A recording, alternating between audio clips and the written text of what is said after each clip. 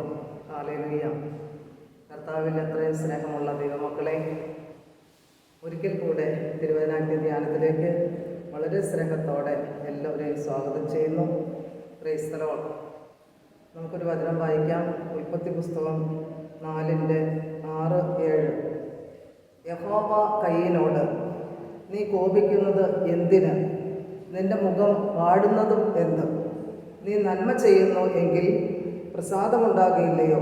നീ നന്മ ചെയ്യുന്നില്ലെങ്കിലോ പാപം വാതിൽക്കൽ കിടക്കുന്നു, അതിൻ്റെ ആഗ്രഹം നിങ്കലേക്കാകുന്നു, നീയോ അതിനെ കീഴടക്കണം എന്ന് പറഞ്ഞു.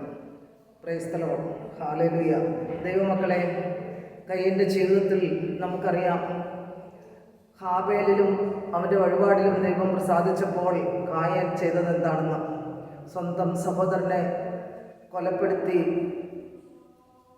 അങ്ങനെ പാപത്തിൻ്റെ പടുകുഴിയിലായിരിക്കുന്ന കയീനോട് ദൈവം തമ്പുരാൻ ചോദിക്കുകയാണ്, നിന്റെ മുഖം വാടുന്നത് എന്ത്?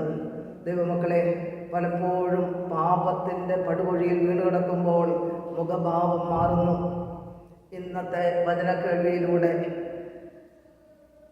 നല്ല മുഖഭാവം ഉണ്ടാകാൻ, നന്മ ചെയ്ത് നല്ല തേജസ്സുള്ള മുഖമുണ്ടാകാൻ സ്വർഗത്തിലെ ദൈവം നമ്മെ സഹായിക്കട്ടെ. ഇന്ന് തിരുവചന ശുശ്രൂഷ ധ്യാനം നയിക്കുന്നത് ധ്യാനകേന്ദ്രത്തിൻ്റെ ഡയറക്ടർ വന്യവാലയിൽ കോറെപ്പിസ്കോപ്പ അച്ഛനാണ്. നമുക്ക് വന്യ പിതാവിന് വേണ്ടി പ്രാർത്ഥിക്കാം. വാതുറക്കുമ്പോൾ നാവിൽ സ്വർഗം വചനം നൽകാനായി പ്രാർത്ഥിക്കാം. അനേക മക്കളുടെ ജീവിതത്തിൽ വലിയ തേജസ്സിൻ്റെ അനുഭവം ഉണ്ടാകാൻ ദൈവം ഇടയാക്കി തീർക്കട്ടെ. ഇന്നത്തെ നമ്മുടെ തിരുവചന ധ്യാനം സ്പോൺസർ ചെയ്തിരിക്കുന്നത് ഷാരോൺ മിനു ദമ്പതികളാണ്. അവർക്ക് വേണ്ടി പ്രാർത്ഥിക്കാം.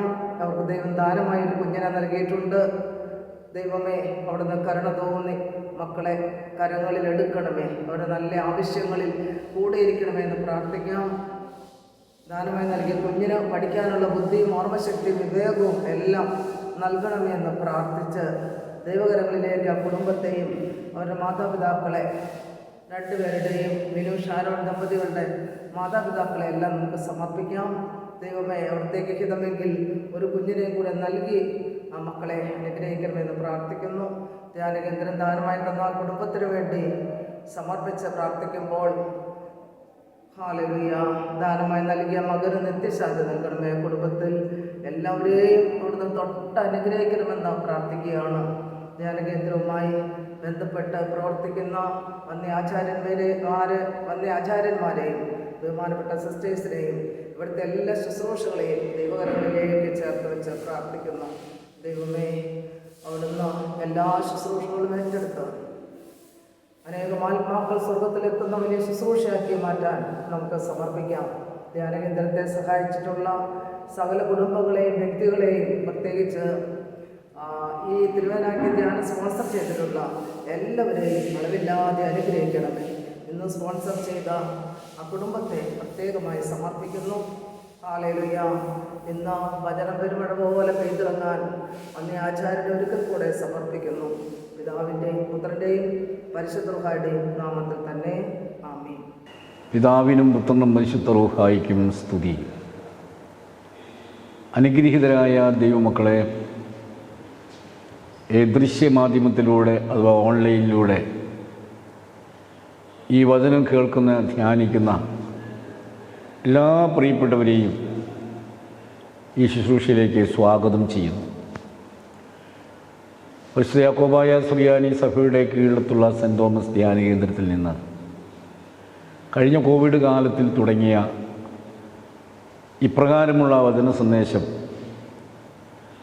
അതിൻ്റെ കേൾവിക്കാരും സഹകാരികളുമായിരുന്ന അനേകരും അത് നിർത്തരുതെന്നും ഞങ്ങൾക്ക് ആവശ്യമുണ്ട് തുടരണമെന്നും ഒക്കെയും കേൾപ്പിച്ച സാഹചര്യത്തിൽ അതതുപോലെ തുടരുകയാണ്.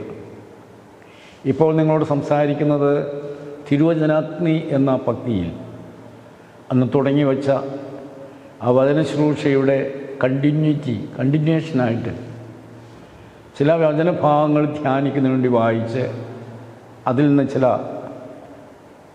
പ്രബോധനങ്ങൾ നിങ്ങൾക്ക് പറഞ്ഞു തന്നുകൊണ്ട് ഈ ശുശ്രൂഷ അവസാനിപ്പിക്കാം. ദൈവത്തിന് നന്ദിയോടെ സ്തോത്രം. ഒരു കൊച്ചു പ്രാർത്ഥനയോടെ നമുക്കിതിൻ്റെ ആരംഭം കുറിക്കാം. നിങ്ങളായിരിക്കുന്ന സ്ഥാനങ്ങളിൽ ശാരീരിക കണ്ണുകളടച്ച് ഹൃദയ കണ്ണുകൾ തുറന്ന് യേശു തമ്പുരാനിലേക്ക് നോക്കിക്കൊണ്ട് ഇങ്ങനെ പ്രാർത്ഥിക്കുക. സകല ചരാചരങ്ങളെയും സൃഷ്ടിച്ചുണ്ടാക്കിയ സർവൈകനാഥനായ ഞങ്ങളുടെ കർത്താവേ, നിൻ്റെ ജീവനുള്ള വചനം പ്രസ്താവിക്കുവാനും ആ വചനം അനേകർക്ക് കേട്ട് ധ്യാനിപ്പാനും ഇത് അനുഗ്രഹമായി തീരുവാനും നീ സഹായിച്ച് കൃപ ചെയ്ത് നിൻ്റെ പരിശുദ്ധാത്മാവിൽ ഞങ്ങൾ ഒരുക്കണമേ എന്ന് പ്രാർത്ഥിക്കുന്നു. ഞങ്ങൾക്ക് വേണ്ടി ജീവനെ തന്ന മിശിഹായുടെ നാമത്തിൽ സമർപ്പിച്ച് പ്രാർത്ഥിക്കുന്നു. കൃപയോടെ കേട്ട് അനുഗ്രഹിക്കുമാറാകണമേ. ആമേൻ. പ്രിയപ്പെട്ടവരെ, സത്യവേദ പുസ്തകത്തിൽ ഉത്തമഗീത പുസ്തകം നമുക്ക് സുപരിചിതമാണ്. സോങ്സ് ഓഫ് സോങ്സ്, പാട്ടുകളുടെ പാട്ട് എന്നതിന് ഇംഗ്ലീഷിൽ പറയും ഉത്തമഗീതം. മഹാനായ ശലോമൻ രാജാവ്, ജ്ഞാനികളുടെ ജ്ഞാനിയായ ശലോമൻ രാജാവ്, അദ്ദേഹം രചിച്ച ഒരു കൃതിയാണ് ഈ ഉത്തമഗീതം. അദ്ദേഹത്തിൻ്റെ പുസ്തകങ്ങളെക്കുറിച്ച് ഞാനിപ്പോൾ പരാമർശിക്കുന്നില്ല, കാരണം ഒത്തിരി സമയം അതിനു വേണ്ടി തന്നെ ചെലവിടേണ്ടി വരും. ഈ ഉത്തമഗീത പുസ്തകത്തിൽ 2-ാം അധ്യായം 14-ാമത്തെ വചനമാണ് ഇതിൻ്റെ ആരംഭമായിട്ട് വായിച്ച് കേൾപ്പിക്കുന്നത്. പാറകളുടെ പിളർപ്പിലും കടുന്തൂക്കിൻ്റെ മറവിലും ഇരിക്കുന്ന എൻ്റെ പ്രാവേ, ഞാൻ നിൻ്റെ മുഖം ഒന്ന് കാണട്ടെ, നിൻ്റെ സ്വരം ഒന്ന് കേൾക്കട്ടെ. ദൈവത്തിന് സ്തോത്രം. ഇതിൻ്റെ കോണ്ടക്സ്റ്റ് നിങ്ങളോട് 2-3 വാചകങ്ങളോട് പറയാതിരിക്കാൻ നിവൃത്തിയില്ല. ശൂലമി എന്ന് പറയുന്ന അല്പം കറുത്തവളെങ്കിലും അതിസുന്ദരിയായ ആ ശൂലമി എന്ന് പറയുന്ന ഒരു കഥാപാത്രം, അവൾ ഏറ്റവും സ്നേഹിക്കുന്ന ഒരു ഇടയ ചെറുക്കൻ, അവളുടെ ജീവൻ്റെ ജീവനായി അത്രമാത്രം അവൾ ആഗ്രഹിക്കുന്ന സ്നേഹിക്കുന്ന ഈ ആട്ടിടയനും ശൂലമിയും. എന്നാൽ ഈ ശൂലമിയുടെ ജീവിതത്തിലേക്ക് ശലോമോൻ രാജാവ് കടന്നു വരാൻ ആഗ്രഹിക്കുന്നു. പക്ഷെ എത്ര പ്രലോഭനങ്ങൾക്കും വഴിപ്പെടാതെ തൻ്റെ ഇടയനോടുള്ളതായ അത്യഘാതമായ ആ പ്രണയത്തിൽ ഉറച്ചു നിൽക്കുന്ന ശൂലമിയെ മനം തിരിപ്പിക്കാൻ തൻ്റെ മനോഹരമായ വനഗ്രഹത്തിൽ ആകർഷകമായ അനുഭവങ്ങളിലേക്ക് അവളെ കൂട്ടിക്കൊണ്ടുപോയി തൻ്റെ രാജകീയ അധികാരത്തിൽ അവളെ സ്വാധീനിക്കുന്നതിന് വേണ്ടി ആ വനഗ്രഹത്തിൽ അവളെ പാർപ്പിച്ചിരിക്കുകയാണ്. ദിവസങ്ങളായി തൻ്റെ പ്രാണപ്രിയനുമായി അവൾക്ക് കാണാനോ സംസാരിക്കാനോ പറ്റുന്നില്ല. ആട്ടിടയൻ അവിടെ കാണാൻ തന്നെ കാടുകളും മേടുകളും തോടുകളും അരുവികളും പാറക്കെട്ടുകളും എല്ലാം താണ്ടി നടന്ന് അന്വേഷിച്ച് ഈ വനഗ്രഹത്തോട് ചേർന്ന് അവൻ വരികയാണ്. അവൻ്റെ പ്രിയതമയെ, തൻ്റെ കാന്തിയെ ഒന്ന് കാണുക എന്നുള്ളതാണ് അവൻ്റെ ഏറ്റവും വലിയ താല്പര്യം, അവൻ്റെ ആഗ്രഹം. വേദഭക്തന്മാരായ പണ്ഡിതന്മാരായ പിതാക്കന്മാർ പറഞ്ഞു വയ്ക്കുന്നത്, ഈ പുസ്തകം വേദപുസ്തകം ചേർക്കാൻ തന്നെ കാരണം കർത്താവായ യേശുവാകുന്ന ആ ഇടയ ശ്രേഷ്ഠനും യേശുവിൻ്റെ മണവാട്ടിയായ തിരുസഭയും തമ്മിലുള്ള ആ ആർദ്രതയുടെയും സ്നേഹത്തിൻ്റെയും ഒരനുഭവ തലത്തിലേക്ക് ഇതിൻ്റെ വ്യാഖ്യാനം കൊണ്ടുവരുന്നു എന്നുള്ളതാണ്. ശലോമോനാകുന്ന ഈ ലോകത്തിൻ്റെ പ്രഭു ഈ ലോകത്തിൻ്റെ വശ്യമായ ആ സ്വാധീനങ്ങളെ വിട്ട് തൻ്റെ പ്രിയനോട് ചേരാൻ ആഗ്രഹിക്കുന്ന ഒരു കാന്ത സഭയെ പ്രതിനിധാനം ചെയ്യുകയാണ് ശൂലേംകാരി. ആ ശൂലേംകാരി തൻ്റെ പ്രാണപ്രിയനെ വിട്ട് വളരെ വിദൂരതയിൽ ഇങ്ങനെ കഴിയുമ്പോൾ ആ ആട്ടിടയൻ, ആ പ്രിയകാന്തൻ അവളെ കാണാൻ ആഗ്രഹിച്ച് യാത്ര ചെയ്ത സ്ഥലത്ത് വരുമ്പോൾ അവൻ്റെ ഉള്ളിലെ ആ ഒരു അവൻ്റെ ഉള്ളിലെ ആഗ്രഹമാണ് ഇവിടെ പ്രകടിപ്പിക്കുന്നത്. എന്താണ്? ഞാൻ നിൻ്റെ മുഖം ഒന്ന് കാണട്ടെ, നിൻ്റെ ശബ്ദമൊന്ന് കേൾക്കട്ടെ. വളരെ നാളുകളായി എൻ്റെ കാന്തേ നിൻ്റെ മുഖം ഒന്ന് കണ്ടിട്ട്. വളരെ നാളുകളായി കാന്തേ നിൻ്റെ സ്വരം ഒന്ന് കേട്ടിട്ട്. So let me hear your voice, let me see your face. നിൻ്റെ ശബ്ദം ഒന്ന് കേൾക്കട്ടെ, നിൻ്റെ മുഖം ഒന്ന് കാണട്ടെ. പ്രിയപ്പെട്ടവരെ, വളരെയധികം വിദൂരതയിൽ നിന്ന് മുഖം കാണാൻ വരുന്ന ആ കാന്തനായ ആട്ടിടയൻ കർത്താവായ യേശു, ആ യേശു നമ്മുടെ ശബ്ദം കേൾക്കുവാൻ, നമ്മുടെ മുഖം കാണുവാൻ, നമ്മെ ദർശിക്കുവാൻ, നാം അവനിലും അവൻ നമ്മിലുമായി തീരുവാൻ അത്യധികമായി ആഗ്രഹിക്കുന്ന അവൻ്റെ ആഗ്രഹത്തിൻ്റെ, സ്നേഹത്തിൻ്റെ തീവ്രതയാണ് ഇവിടെ നമ്മൾ ധ്യാനിച്ചെടുക്കുന്നത്, പറഞ്ഞു വയ്ക്കുന്നത്. ദൈവത്തിന് സ്തോത്രം. നിൻ്റെ മുഖമൊന്ന് കാണട്ടെ. ചില ചിന്തകളിലേക്ക് നിങ്ങളെ ഞാൻ കൂട്ടിക്കൊണ്ടുപോവുകയാണ്. ദൈവത്തിന് സ്തുതി. മുഖം മനസ്സിൻ്റെ കണ്ണാടിയാണ്. മനസ്സിലെ വികാരഭേദങ്ങൾ, വികാര വിചാരങ്ങൾ അതെല്ലാം ഈ മുഖത്ത് നീളിച്ചു വരും, കണ്ണുകളിൽ നീളിച്ച് കാണും. അതുകൊണ്ടാണ് ചിന്തകന്മാർ പറയുന്നു, മനസ്സിൻ്റെ കണ്ണാടിയാണ് മുഖം എന്ന് പറയുന്നത്. വളരെ ശരിയാണ്. നമ്മുടെ മുഖത്തുണ്ടാകുന്ന ഭാവങ്ങളും ഭേദങ്ങളും നമ്മുടെ ഹൃദയത്തിൻ്റെ അല്ലെങ്കിൽ മനസ്സിൻ്റെ സ്ഥിതിയെ നമ്മളോട് വെളിപ്പെടുത്തുന്നതാണ് എന്ന് ചിന്തകന്മാർ പറഞ്ഞു വെച്ചത് വളരെ ശരിയാണ്. ഒന്ന് രണ്ട് വചനങ്ങൾ ഇതിനോട് ചേർത്ത് അച്ഛൻ പറയുകയാണ്. അത് ഉൽപ്പത്തി പുസ്തകം 4-5-6 വചനങ്ങളിലേക്ക് നമ്മൾ ചെല്ലുമ്പോൾ അവിടെ കയീൻ്റെ മുഖം വാടുന്നതിനെക്കുറിച്ച് ദൈവം പറഞ്ഞു വയ്ക്കുന്നു, ദൈവം സംസാരിക്കുന്നു. ദൈവം ഹാബേലിനും അവൻ്റെ വഴിപാടിലും പ്രസാദിച്ചു, കയീനിലും അവൻ്റെ വഴിപാടിലും പ്രസാദിച്ചില്ല. അത് മനസ്സിലാക്കിയ കയീൻ കഠിനമായി കോപിക്കുകയുണ്ടായി. ആ കോപം കൊണ്ട് അവന് വലിയ നിരാശയുണ്ടായി. ആ സമയത്ത് ദൈവം അവനോട് ചോദിക്കുന്നുണ്ട്, നീ കോപിക്കുന്നത് എന്തിനാണ്? നിൻ്റെ മുഖം വാടുന്നത് എന്തിനാണ്? നീ നന്മ ചെയ്താൽ നിന്നോട് പ്രസാദിക്കും, തിന്മ ചെയ്താൽ പാവം നിൻ്റെ വാതുക്കൾ കിടക്കുന്നു, അതിൻ്റെ ആഗ്രഹം നിന്നോടാകുന്നു, നീ അതിന് ജയിക്കണം. വേദപുസ്തക സംബന്ധമായ ദൂതുകൾ ഇതിൽ നിന്ന് പറയുമ്പോൾ ഇതിൽ ഓരോ വാക്കുകളും തന്നെ നമുക്ക് ഒത്തിരി പഠിക്കാൻ, ചിന്തിക്കാനുള്ളതാണ്. പക്ഷെ അങ്ങനെ വിശാലമായി പറയാൻ നമുക്ക് സാധിക്കാത്തതുകൊണ്ട് 2-3 വാക്കുകൾ അച്ഛൻ ഉദ്ധരിക്കുകയാണ്. ഒന്നാമത്, പാപചിന്തകളിൽ അവൻ്റെ മനസ്സ് കുരുങ്ങിക്കിടക്കുന്നുണ്ട്. പാപാദേശം അവനിൽ വന്നതുകൊണ്ട്, തൻ്റെ സഹോദരനെ കൊല്ലണമെന്നുള്ളതായ അസൂയയോടുകൂടിയ ദുഷ്ടചിന്ത അവനെ ഭരിച്ചതുകൊണ്ട് അവൻ്റെ മുഖം വാടിയിരിക്കുന്നു. അവൻ കോപിച്ച് മുഖം വാടിയിരിക്കുന്നു. അപ്പം ഹൃദയത്തിൻ്റെ അഗാധതയിൽ വൈരാഗ്യവും കൊലപാതകവും അസൂയയും എല്ലാം നിറഞ്ഞു നിൽക്കുന്ന ഒരു സാഹചര്യത്തിൽ എങ്ങനെ ഒരു മനുഷ്യൻ്റെ മുഖം വാടാതിരിക്കും, ദുഃഖമുണ്ടാകാതിരിക്കും? അപ്പോൾ കയീൻ പാപാവസ്ഥയിൽ നിന്ന് അവൻ്റെ മുഖം വാടുന്നതായി നമ്മൾ കാണും. പ്രിയപ്പെട്ട ദൈവമക്കളെ, നമ്മുടെയൊക്കെ കൊച്ചു ജീവിതത്തിൽ, നമ്മുടെ അനുഭവ തലത്തിൽ നമുക്ക് പറയാൻ കഴിയും, പാപം പറഞ്ഞോ ചെയ്തോ ഉള്ള ഒരവസ്ഥയിൽ നമ്മുടെ മനസ്സാക്ഷിയിൽ ശരിയായില്ല എന്ന ആ പ്രിക്ക് ഓഫ് മൈൻഡിൽ മനസ്സാക്ഷി നമ്മളെ കുറ്റപ്പെടുത്തും വിധം ഏതെങ്കിലും പാവപ്രവൃത്തിയിലോ പാവ അവസ്ഥയിലോ ഒന്ന് പെട്ടുപോകുമ്പോൾ ആ ചിന്തകളാൽ നമ്മുടെ ഭാവങ്ങൾ മാറുന്നു, മനസ്സിൻ്റെ ഭാവം മാറുന്നു, മുഖത്തിൻ്റെ ഭാവം മാറുന്നു. അപ്പോൾ മുഖത്ത് അതെല്ലാം നിഴലിച്ചു വരും. അപ്പം മനസ്സിൽ പാവമുണ്ടായാൽ, പാവം ചിന്തിച്ചാൽ പോലും അത് നമ്മുടെ മുഖത്തിൻ്റെ ശോഭ കെടുത്തുകയും ദുഃഖത്തിൻ്റെ കരിനിഴൽ മുഖത്ത് വരികയും ചെയ്യും.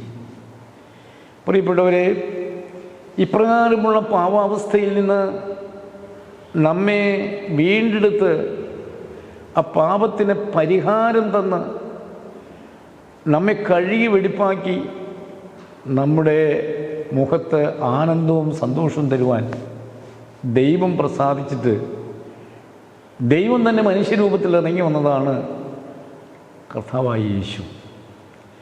ദൈവത്തിൻ്റെ പ്രതിമ പോലെ, ദൈവത്തിൻ്റെ മുഴുവൻ ദൈവീകതയിലുമാണ് യേശു ലോകത്ത് വന്നത്. ദൈവത്തിൻ്റെ പ്രതിബിംബമായി അവൻ ദൈവരൂപത്തിൽ ഇരുന്ന് ദൈവത്തോടു കൂടി ആയിരുന്നവൻ മനുഷ്യരൂപമെടുത്ത് മനുഷ്യ സാദൃശ്യത്തിലായി നമ്മുടെ ഇടയിലേക്ക് വന്നു. നമുക്ക് വേണ്ടി കാൽവറിയുടെ ഉന്നതങ്ങൾ തിരുബലിയായി അർപ്പിക്കപ്പെട്ട ക്രൂശിൽ യാഗമായി അവൻ അടക്കപ്പെട്ട് ഉയർത്തെഴുന്നേറ്റ് ഇന്നും ജീവിക്കുന്ന കർത്താവാണ്. ആ കർത്താവായ യേശു ഈ ലോകത്തിലേക്ക് വന്നത് പാപം ചെയ്ത് പാപത്തിൻ്റെ ദുഃഖാവസ്ഥയിൽ, നിരാശയിൽ, ഞാൻ പാപിയാണല്ലോ, ഇനി എന്തു ചെയ്യേണ്ടു എന്നുള്ള പ്രിക്കപ്പ് മൈൻഡിൽ മുഖത്തിൻ്റെ ഭാവങ്ങൾ, ശോഭ നഷ്ടപ്പെട്ടിരിക്കുന്ന വ്യക്തിയെ ആ അവസ്ഥയിൽ നിന്ന് രൂപാന്തരപ്പെടുത്തി ദൈവിക കൃപയിലേക്ക്, ദൈവശോഭയിലേക്ക് അവനെ കൊണ്ടുവരാൻ വേണ്ടിയിട്ടാണ്. അപ്പം പാപം നിമിത്തം, പാപചിന്തകളാൽ മുഖത്തിൻ്റെ ഭാവം മാറിയവർക്ക് ദൈവസന്നിധിയിലേക്ക് വരുമ്പോൾ ഈ പാവങ്ങളെല്ലാം ക്ഷമിക്കപ്പെട്ടിട്ട് ഇതെല്ലാം എൻ്റെ ദൈവനോട് ക്ഷമിച്ചു എന്നുള്ളതായ ഒരു അനുഭവതലത്തിൽ ഒരു സത്യകുംഭസാരം നടത്തി ഏറ്റുപറഞ്ഞ് ഇതെല്ലാം പാപവും പാപസാഹചര്യവും കൊണ്ട് യാത്ര പറയുമ്പോൾ ദൈവത്തിൻ്റെ പരിശുദ്ധാത്മാവ് ഹൃദയത്തിലേക്ക് സന്നിവേശിപ്പിക്കുന്ന, പകർന്നു തരുന്ന ആത്മീയ സന്തോഷം. അപ്പോൾ ആത്മീയ സന്തോഷം കെടുത്തുന്ന അവസ്ഥകളിൽ നിന്ന് നാം ഒരാത്മപരിശോധന നടത്തി അതിനോട് യാത്ര പറഞ്ഞ് ദൈവകൃപയിലേക്ക് അടുത്ത് വന്ന് കർത്താവായ യേശുവിനെ നാം സ്വീകരിക്കുമ്പോൾ, അവന് വേണ്ടി സമർപ്പിക്കുമ്പോൾ അവൻ്റെ ആ സ്വർഗീയമായ സന്തോഷവും ആനന്ദവും നമ്മുടെ ജീവിതത്തിലേക്ക് അവൻ പകർന്നു തരുന്നു. അപ്പോൾ കയ്യിൻ്റെ മുഖം വാടി, അവൻ കോപിച്ചു, അവൻ്റെ സഹോദരനെ കൂട്ടിക്കൊണ്ടുപോയി അസൂയ കൊണ്ട് നിറഞ്ഞ് അവൻ സഹോദരനെ കൊന്നു, ദൈവത്തോട് പാപം ചെയ്തു. ഈ കഠിനമായ പാപത്തിൽ നിന്ന് ദൈവം അവനെ ഉദ്ധരിക്കുമായിരുന്നു, ദൈവം രക്ഷിക്കുമായിരുന്നു. അവൻ ദൈവസന്നിധിയിൽ മാപ്പപേക്ഷിച്ച് ഞാൻ പാപിയാണ്, എന്നെ രക്ഷിക്കണമേ എന്ന് നിലവിളിച്ചിരുന്നെങ്കിൽ. പ്രിയപ്പെട്ട ദൈവമക്കളെ, അച്ഛൻ പറഞ്ഞു വന്നത് കർത്താവായ യേശു നമ്മുടെ പാപത്തിന് പരിഹാരമായി, പ്രായശ്ചിത്തമായി, തിരുബലിയായത് നമ്മുടെ വാക്കുകൊണ്ടോ വിചാരത്തിലോ പ്രവൃത്തിയിലോ രഹസ്യമായോ പരസ്യമായിട്ടുള്ള എല്ലാ പാപശാപ ബന്ധങ്ങളിൽ നിന്നും പാവക്കറകളിൽ നിന്നും ആ തിരുകുമാരൻ്റെ ചോര ഒരു തുള്ളി വീഴ്ത്തി ശുദ്ധീകരണം പ്രാപിപ്പാൻ ദൈവം ഒരു പദ്ധതി കൊണ്ട് ഒരുക്കിയിട്ടുണ്ട് എന്നുള്ളതാണ്. ആ ദൈവിക രക്ഷയുടെ പദ്ധതിയിലേക്ക് അടുത്തു വരിക, ആ പദ്ധതിയിലേക്ക് ചേർന്ന് വരിക. മറ്റൊരു വേദഭാഗം നിങ്ങളുടെ മുമ്പിൽ സമർപ്പിക്കുന്നത് അത് നെഹമ്യാവിൻ്റെ പുസ്തകം, നെഹമ്യാവ് 2:2. അതെന്താണെന്നറിയാമോ? അർത്തഹ്ശഷ്ടാ രാജാവിൻ്റെ വാഴ്ചയുടെ 20-ാം ആണ്ടിൽ ഒരു മാസം ഒരു ദിവസം രാജാവിൻ്റെ പാനപാത്രവാഹകനായിരുന്ന നെഹമ്യാവ് മഹാരാജാവിൻ്റെ മുമ്പിൽ വീഞ്ഞ് പകർന്ന് കൊടുക്കുന്ന സന്ദർഭത്തിൽ ഈ രാജാവ് നെഹമ്യാവിൻ്റെ മുഖത്തേക്ക് നോക്കി. തൻ്റെ ഭൃത്യൻ, തൻ്റെ ദാസൻ മുഖം വാടിയിരിക്കുന്നത് കണ്ടു. അപ്പോൾ രാജാവ് അവനോട് ചോദിച്ചു. എന്താണ് ചോദിച്ചത്? നിനക്ക് അസുഖമൊന്നുമില്ലല്ലോ? ഇല്ല, എന്നാൽ നിൻ്റെ മുഖം വാടിയിരിക്കുന്നു.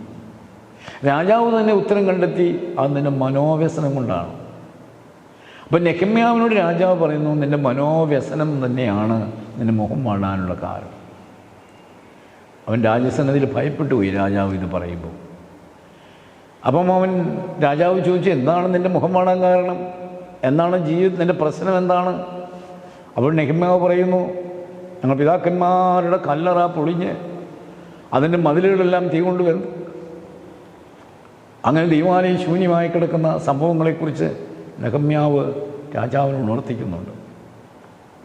ഈ മഹാരാജാവ് അവനോട് കരുണ കാണിക്കുന്നു. അവളൊരു വചനമുണ്ട്, എന്താണെന്ന് വെച്ച് കഴിഞ്ഞാൽ ദൈവത്തിൻ്റെ കരുണ അവൻ്റെ മേൽ വന്നതിനാൽ, ദൈവത്തിൻ്റെ കരം അവനോട് കൂടെ ഇരുന്നതിനാൽ രാജാവിന് അവനോട് ദയവുണ്ടായി.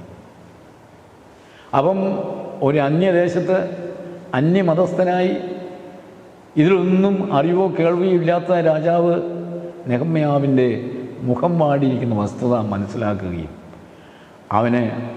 അതിനെക്കുറിച്ച് അവന് സംസാരിക്കുകയും സമാധാനത്തിൻ്റെ വഴി കാണിച്ചു കൊടുക്കുകയും ചെയ്യും. അച്ഛൻ പറയുന്നത് മുഖം വാടാനുള്ള മറ്റൊരു കാരണം ഇവിടെ പറയുന്നു, മനോവ്യസനം. മനസ്സിൽ താങ്ങാനാവാത്ത ഭാരങ്ങൾ, താങ്ങാനാവാത്ത ദുഃഖങ്ങൾ, കഠിനമായ പരിശോധനകൾ, തീരാ ദുഃഖങ്ങൾ നമ്മുടെ മനസ്സിൻ്റെ ആവലാതി, മനസ്സിൻ്റെ ടെൻഷൻ, അന്തരസംഘർഷം കൂട്ടിയിട്ട് നമ്മുടെ മുഖത്തിൻ്റെ ശോഭ കെട്ടുപോകുന്നു. നമ്മുടെ കണ്ണുകളുടെ ആ മിഴികളിലെ ആനന്ദം കുറഞ്ഞു പോകുന്നു, ഇല്ലാതെ പോകുന്നു. അതുകൊണ്ട് ദാവീദിന് ഇത് മനസ്സിലായിട്ടാണ് ദാവീദ് ഒരിക്കൽ പറഞ്ഞു, നിൻ്റെ രക്ഷയുടെ സന്തോഷം എനിക്ക് തിരികെ തരണമേ. അപ്പോൾ രക്ഷയുടെ സന്തോഷം കെടുത്തിക്കളയാൻ തക്കമുള്ളതായ മനോവ്യസനമുള്ള പ്രശ്നങ്ങൾ നമ്മുടെ ഹൃദയത്തിലുണ്ട്, നമ്മുടെ ജീവിതത്തിലുണ്ടായില്ലെങ്കിൽ നമ്മുടെ മുഖം വാടിയിരിക്കും. സങ്കീർത്തനം 34:5 പറയുന്നു, എന്താണെന്നോ, അവങ്കിലേക്ക് നോക്കിയവർ പ്രകാശിതരായി അവരുടെ മുഖം ലജിച്ചു പോയിരുന്നില്ല. അവങ്കിലേക്ക് നോക്കുക, കർത്താവായ യേശുവിലേക്ക്, ദൈവത്തിങ്കിലേക്ക് നോക്കുക. അപ്പോൾ നമ്മുടെ മുഖം പ്രകാശിക്കും. നമ്മുടെ മനസ്സിലെ വ്യസന ഹേതുക്കൾക്ക് അവൻ പരിഹാരം തന്ന് നമ്മൾ വീണ്ടെടുത്ത് രക്ഷിക്കും എന്ന് തന്നെയാണ് ഇവിടെ കാണുന്നത്. 1 ശമൂവേലിൻ്റെ പുസ്തകം 1-ാം അധ്യായത്തിൻ്റെ 10-ാം വാക്യത്തിൽ അവിടെ ഒരു ഹന്നയെ കാണുന്നുണ്ട്. ഈ ഹന്ന ദൈവസന്നിധിയിൽ, ദൈവാലയത്തിൽ നിലവിളിച്ച് പ്രാർത്ഥിക്കുന്നു. അവൾ ഇങ്ങനെ കരഞ്ഞ് പ്രാർത്ഥിക്കുമ്പോൾ ശബ്ദം പുറത്തേക്ക് ഉറക്ക വരുന്നില്ല, ഉച്ചത്തിലല്ല, ചുണ്ടുകൾ തമ്മിൽ പുറകുന്ന് സംസാരിക്കുന്നുണ്ട്. ഇത് കണ്ടുന്ന ഏലി പുരോഹിതന് തോന്നിയത് അവൾ രാവിലെ മദ്യം കഴിച്ച് വീഞ്ഞ് കഴിച്ചിട്ട് വന്നതാണെന്നാണ്. അപ്പോൾ ഏലി പുരോഹിതൻ അവളോട് ചോദിക്കുന്നുണ്ട്, നീ രാവിലെ മദ്യം കഴിച്ചിട്ടാണോ വരുന്നത് എന്നൊക്കെ ചോദിക്കുന്നുണ്ട്. അപ്പോൾ പറയുന്നത്, യജമാനനെ, ഞാൻ മനോവ്യസനമുള്ള ഒരു സ്ത്രീയാണ്, എൻ്റെ മനോവ്യസനം ഞാൻ യഹോവയുടെ സന്നിധിയിൽ പകരുകയത്രേ ചെയ്തത് എന്ന് പറയുന്നുണ്ട്. അങ്ങനെ അവൾ ദൈവസന്നിധിയിൽ അവളുടെ മനോവ്യസനം ഒക്കെ പകർന്നു. കണ്ണുനീരോടെ അവൾ പ്രാർത്ഥിച്ച് അവളുടെ സങ്കടങ്ങളും ഭാരങ്ങളും ദൈവസന്നിധിയിൽ സമർപ്പിച്ചു. ആ വചനത്തിൻ്റെ ഭാഗം നമ്മൾ വായിച്ചു വരുമ്പോൾ കാണാം, പിന്നെ അവളുടെ മുഖം വാടിയതുമില്ല. പിന്നെ അവളുടെ മുഖം വാടാതിരിക്കുമാറ് അവൾക്ക് നിത്യ ആനന്ദം പകരുന്ന ദൈവം തൻ്റെ സ്വന്തം ജീവിതത്തിൽ, കുടുംബജീവിതത്തിലെ ദുഃഖങ്ങളും ദുരിതങ്ങളും ഏറ്റുവാങ്ങി.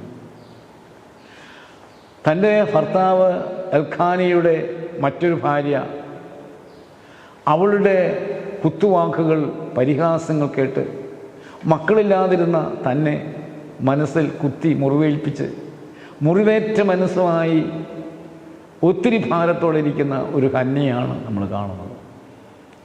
അപ്പോൾ ആ മനസ്സിൻ്റെ ദുഃഖങ്ങൾ, വേദനകൾ, മുറിവേറ്റ മനസ്സ്, ആ മനസ്സിനെ ഒന്ന് സൗഖ്യമാക്കുവാൻ എങ്ങനെ കഴിയും? ആരാണ് മനസ്സിന് സൗഖ്യം കൊടുക്കുന്നത്?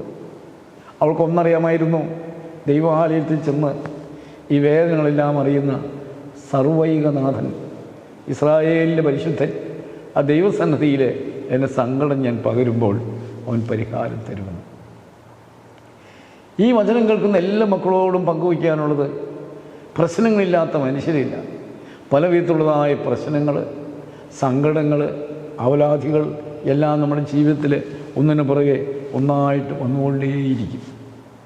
അങ്ങനെ വരുന്ന സാഹചര്യങ്ങളിൽ ഇതെല്ലാം സമർപ്പിക്കാനുള്ളതായ ഒരിടം, ഒരത്താണിയുണ്ട് നമുക്ക് എന്ന് നമ്മൾ തിരിച്ചറിയും. അത് ഹന്ന നല്ലൊരു മാതൃകയാണ്. ഹന്ന അവൾ ആരാധിക്കുന്ന, സ്നേഹിക്കുന്ന ദൈവത്തിൻ്റെ സന്നിധിയിൽ, ആലയത്തിൽ വന്ന് കരഞ്ഞ് കണ്ണുനീരോടെ ഈ വിഷയങ്ങളെല്ലാം അവൾ സമർപ്പിക്കുകയാണ്. ദൈവത്തിൻ്റെ അരുളപ്പാട്, ദൈവത്തിൻ്റെ കരുണ അവൾക്കുണ്ടായി. അവൾ ദൈവത്തിൻ്റെ കരുണ അവളിലേക്ക് വന്നപ്പോൾ മനസ്സ് തണുത്തു, മനസ്സിൽ സന്തോഷം വന്നു. എൻ്റെ ഭാരമെല്ലാം അറിയുന്ന ദൈവം എൻ്റെ ഭാരങ്ങളും എൻ്റെ സങ്കടങ്ങളും ഒപ്പിയെടുത്ത് ആശ്വസിപ്പിക്കുന്നുള്ളതായ അവൾക്ക് ഉള്ളിൽ ആന്തരികമായിട്ട് ഒരു ഫീലിംഗ് അവൾക്ക് മനസ്സിലായി. അപ്പോൾ വചനം പറയുന്നു, പിന്നെ അവൾക്ക് മുഖം വാടാതെ വണ്ണം, അവൾ മുഖം പിന്നെ വാടിയില്ലെന്ന് തന്നെയാണ് വചനം പറയുന്നത്. അവൾ മുഖം വാടിയില്ല. സങ്കടം കൊണ്ട്, ദുഃഖം കൊണ്ട് പിന്നെ മുഖം വാടാതെ സന്തോഷിക്കുന്ന ഒരു ഹന്നയെ വചനം നമുക്ക് പരിചയപ്പെടുത്തുകയാണ്.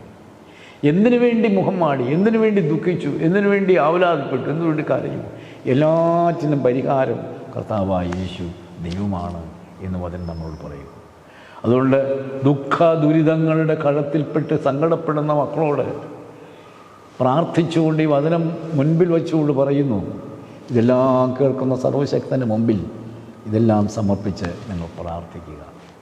അപ്പം 4-ാം സങ്കീർത്തനക്കാരൻ 8-ാം വാക്യത്തിൽ പറഞ്ഞതുപോലെ, അതേ, നിൻ്റെ സന്തോഷവും ആനന്ദവും അതെങ്ങനെയാണ്? ധാന്യം ഇരട്ടിയുണ്ടായി ഗോതമ്പും വീഞ്ഞും എണ്ണയും ഒക്കെ വർദ്ധിച്ച കാലത്തേക്കാൾ നിൻ്റെ സമാധാനം സന്തോഷം എൻ്റെ മനസ്സിൽ തന്നു. ഞാൻ സമാധാനത്തോടെ കിടന്നുറങ്ങും. യഹോവയെ നീയല്ലോ എന്നെ അടക്കത്തോടെ വസിക്കുമാറാക്കുന്നത്. അപ്പോൾ അടക്കത്തോടെ വസിക്കുമാറാക്കുന്ന, സമാധാനത്തോടെ ഉറക്കുമാറാക്കുന്ന ജീവനുള്ള ദൈവം, ആ ദൈവത്തെ മുറുകെ പിടിക്കുക.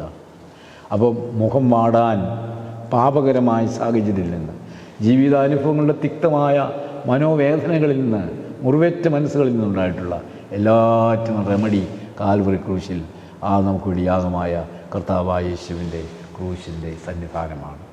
അപ്പോൾ അവങ്കിലേക്ക് നോക്കുക, അപ്പോൾ നമ്മുടെ മുഖം പ്രകാശിതമായി തീരും എന്ന് തന്നെ ദാനിയേലിൻ്റെ ജീവിതത്തിൽ നമ്മൾ പഠിക്കുന്നുണ്ട്, മനസ്സിലാക്കുന്നുണ്ട്.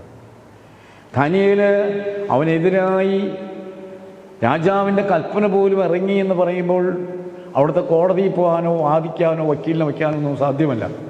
അതുകൊണ്ട് ദാനിയേൽ പാർക്കുന്ന മാളിക മുറിയിൽ, ആ മാളികയുടെ ജനാലയം യെരൂശലേമിലേക്ക്, വിശുദ്ധ ആലയത്തിൻ്റെ ദിക്കിലേക്ക് അത് തുറന്നു വച്ചിട്ട് അവൻ കുമ്പിട്ട് കിടന്ന് സ്തോത്രം ചെയ്ത് പ്രാർത്ഥന കഴിച്ചു. ആ പ്രാർത്ഥന കഴിച്ച പ്രാർത്ഥനയിലൂടെ അവൻ തൻ്റെ ജീവിതത്തിൻ്റെ പ്രശ്നങ്ങളെ അതിജീവനം ചെയ്യാനുള്ളതായ ആത്മബലം പ്രാപിച്ചു. ആ പ്രാർത്ഥന ദൈവം കേട്ടു. രാജാവ് അവനെ സിംഹഗുഹയിലിടാനായിട്ട് മുദ്ര വെച്ച് കൽപ്പന എഴുതിയെങ്കിലും, ആ സിംഹഗുഹയിലേക്ക് എറിഞ്ഞെങ്കിലും സിംഹത്തിന് വായി അടപ്പാൻ, അവനെ സിംഹഗുഹയിൽ രക്ഷിക്കുവാൻ ദൈവം ശക്തനായി ഇടപെടുന്നത്, ദൈവത്തിൻ്റെ ജീവിതാനുഭവങ്ങളിലേക്ക് ഇടപെടുന്നത് കാണാൻ സാധിക്കും. ദാനിയേലിൻ്റെ ദൈവം, വിശുദ്ധന്മാരെ വിശുദ്ധരാക്കിയ ദൈവം, പാപികളെ ശുദ്ധീകരിച്ച് വിശുദ്ധരാക്കിയ ദൈവം, കഷ്ടതകളിലും പ്രയാസങ്ങളിലും മനുഷ്യരെ എപ്പോഴും നോക്കിക്കൊണ്ട് അനുഗ്രഹിക്കുന്നതായ കർത്താവ് തൻ്റെ ആർദ്രത, തൻ്റെ സ്നേഹം കൊണ്ട് ഇതാ നമ്മെയും അവൻ സന്നിധിയിലേക്ക് വിളിക്കുകയാണ്. എന്തിനെ നാം മുഖം പാടുന്നു? എന്തിന് നമ്മുടെ മനസ്സ് പരാതിയും പരിവേദനകളുമാകുന്നു? എല്ലാറ്റിനും നമുക്കുള്ളാകുന്ന ഒരു കർത്താവ്, അവനെ നമുക്ക് സ്നേഹിക്കാൻ, അവനെ നമുക്ക് ആരാധിക്കാൻ, നമുക്ക് അവനോട് പ്രാർത്ഥിക്കാം. ദൈവത്തിന് സ്തോത്രം, ദൈവത്തിന് മഹത്വം. പ്രിയപ്പെട്ടവരെ, മോശെ താൻ അവൻ സിനായി പർവ്വതത്തിലേക്ക് കയറിപ്പോയി. അവൻ ദൈവത്തോടു കൂടി ഇരുന്നു. ദൈവം അവനോട് ദൈവത്തോട് സംസാരിച്ചു. അപ്പോൾ അവൻ്റെ മുഖം സൂര്യന് വരുന്ന പ്രകാശത്തിൽ പ്രകാശിച്ചു. ജീവിതത്തിൻ്റെ പ്രശ്നങ്ങളും ഭാരങ്ങളെല്ലാം വിസ്മരിച്ച് ദൈവത്തോടു കൂടി ഇരുന്ന മോശയുടെ മുഖം പ്രകാശിച്ചു. നമ്മുടെ ജീവിതാനുഭവങ്ങളിൽ നമുക്ക് ആനന്ദം കണ്ടെത്താൻ, സന്തോഷിക്കുവാൻ, കഠിനമായ ദുഃഖങ്ങളിൽ നിന്നും സങ്കടങ്ങളിൽ നിന്നും നമുക്ക് ഒരു അഭയസ്ഥാനം കണ്ടെത്താൻ ദൈവത്തോടു കൂടി ആയിരിക്കുക. എങ്ങനെയാണ് ദൈവത്തോടു കൂടിയാകുന്നത്?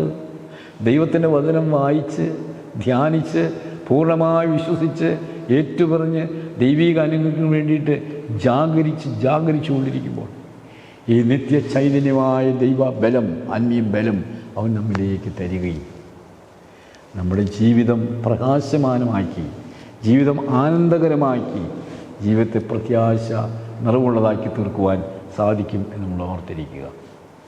നമ്മുടെ കർത്താവ് തന്നെ ഒരു നല്ല ഉദാഹരണമായിട്ട് നമ്മൾ കാണുന്നുണ്ട്. അവൻ താബോർ പർവ്വതത്തിലേക്ക് കയറി. താബോർ പർവ്വതത്തിലേക്ക് ചെന്ന് അവിടെ അവൻ രൂപാന്തരപ്പെട്ടു. ട്രാൻസ്ഫർമേഷൻ മൗണ്ട്, ആ മറുരൂപമല, അവിടെ അവൻ രൂപാന്തരപ്പെട്ടപ്പോൾ ഒരാൾക്കുകാരനും അലക്കി പിടിപ്പിക്കാൻ കഴിയാത്തതുപോലെ എൻ്റെ വസ്ത്രം മിന്നിത്തിളങ്ങി. അപ്പോൾ മോശയും എലിയാവും അവിടെ ഇറങ്ങി വന്നു. അങ്ങനെ ആ വിശുദ്ധന്മാരോട് ചേർന്ന് യേശു ശോഭയോടെ നിൽക്കുന്നത് കണ്ടു. അപ്പോസ്തലന്മാർ കണ്ട് അത്ഭുതപ്പെട്ടു, ആനന്ദിച്ചു. അവിടെ ദൈവത്തോടുകൂടെ കഴിച്ച ആ ദിവ്യ അനുഭവത്തിന് പത്രോസിന് അത്രമാത്രം സംതൃപ്തമായി സന്തോഷമായിട്ട് അവൻ പറയുന്നു, നമുക്ക് 3 കൂടാരമുണ്ടാക്കാം, ഇവിടെ ഇരിക്കും നല്ലത് എന്നവൻ പറയുകയാണ്. നാം ഇവിടെ ഇരിക്കും നല്ലത്, ദൈവത്തോട് കൂടെ ഇരിക്കും നല്ലത്, ദൈവാനുഭവം നല്ലത്. അതിനുവേണ്ടിയായിരിക്കണം നമ്മൾ ആഗ്രഹവും പ്രാർത്ഥന. പക്ഷെ അവിടെ അവരെ അങ്ങനെ ഇരുത്തുവാനായിട്ടുള്ളതല്ല ദൈവത്തിൻ്റെ പദ്ധതി. ദൈവത്തിൻ്റെ പദ്ധതി അവരെ അനുഗ്രഹിച്ച് ഭൂലോകമൊക്കെയിലേക്കും ഈ ദിവ്യ സുവിശേഷവുമായിട്ട് വിടുക എന്നുള്ളതാണ്. സ്നേഹിക്കപ്പെട്ട ദൈവമക്കളെ, അച്ഛൻ സമയപരിമിതിയിൽ വാക്കുകൾ നിർത്തട്ടെ. മോശയുടെ മുഖം പ്രകാശിച്ചു, യേശുവിന് മുഖം പ്രകാശിച്ചു. ദൈവത്തോടു കൂടെ ഇരുന്നതിനാൽ ജീവിത പ്രശ്നങ്ങളെ മറന്ന് ആനന്ദിക്കുവാൻ ശോഭയുള്ളവരായി തീരുവാൻ കഴിയും. നമ്മുടെ കൊച്ചു കൊച്ചു ജീവിതങ്ങളിൽ നമുക്ക് മനോവ്യഥയാൽ വ്യസനത്താലുള്ള നമ്മുടെ മുഖഭാവം ദുഃഖത്തിൻ്റെ മുഖഭാവമായി, നിരാശയോടെ നമ്മുടെ മുഖം വാടിപ്പോകുന്നെങ്കിൽ, പാപാദേശ നിമിത്തം വാടിപ്പോകുന്നെങ്കിൽ, ഇതിനെല്ലാം പരിഹാരം നൽകുന്ന പ്രശ്നപരിഹാരകനായ യേശുവിങ്കിലേക്ക് നോക്കാം, യേശുവിനെ ആശ്രയിക്കാം. മരിച്ച് അടക്കപ്പെട്ട് ഉയർത്തെഴുന്നേറ്റ് ജീവിക്കുന്ന, നമ്മുടെ രക്ഷയുടെ പൂർത്തീകരണത്തിന് വീണ്ടും വരാനിരിക്കുന്ന കർത്താവായ യേശുവിൻ്റെ രണ്ടാമത്തെ വരവിനെക്കുറിച്ചുള്ളതായ ആ പ്രത്യാശയും ആനന്ദവും കൊണ്ട് നമുക്ക് നമ്മുടെ മുഖം പ്രകാശിക്കട്ടെ. അവങ്കിലേക്ക് പ്രകാശിതരായി അവിടെ മുന്നിലേക്ക് പോയതുമില്ല. Let me see your face, let me hear voice. ആട്ടിടയൻ പറഞ്ഞതുപോലെ കർത്താവായ യേശു അവൻ നമ്മളെ നോക്കുമ്പോൾ കർത്താവായ യേശുവിലുള്ള ആനന്ദവും സന്തോഷമുണ്ട്. ജീവിതം ശോഭയുള്ളതായി, ജീവിതം ആനന്ദകരമായി തീരാൻ ദൈവമായ കർത്താവ് നമ്മളെ അനുഗ്രഹിക്കട്ടെ. കർത്താവായ യേശുവെ നിന്നെ സ്തുതിക്കുന്നു, നിന്നെ സ്തോത്രം ചെയ്യുന്നു. ഈ വചനം കേൾക്കുന്ന മക്കളിൽ എൻ്റെ പരിശുദ്ധാത്മാവ് വ്യാപരിച്ചുകൊണ്ട് അവരോരോരുത്തരെയും നീ അനുഗ്രഹിപ്പാൻ പ്രാർത്ഥിക്കുന്നു. അമ്മയും മാതാവ് വിശുദ്ധന്മാരെ പ്രാർത്ഥിക്കണമേ. യേശു മിശിഹായുടെ നാമത്തിൽ തന്നെ ആമീൻ. എല്ലാവർക്കും നന്ദി. ദൈവത്തിൻ്റെ സ്തോത്രം. ദൈവനാമം മഹത്വപ്പെടുന്നതാകട്ടെ. പിതാവാം ദൈവത്തിൻ്റെ സ്നേഹവും ഏകജാതനായ പുത്രൻ്റെ കൃപയും പരിശുദ്ധ റൂഹായുടെ സംബന്ധവും സഹവാസവും നാം എല്ലാവരോടുകൂടെയും നമ്മിൽ നിന്ന് വാങ്ങിപ്പോയോടുകൂടെയും ഇന്നും എന്നാളും ഉണ്ടായിരിക്കുമാറാകട്ടെ. ആമീൻ.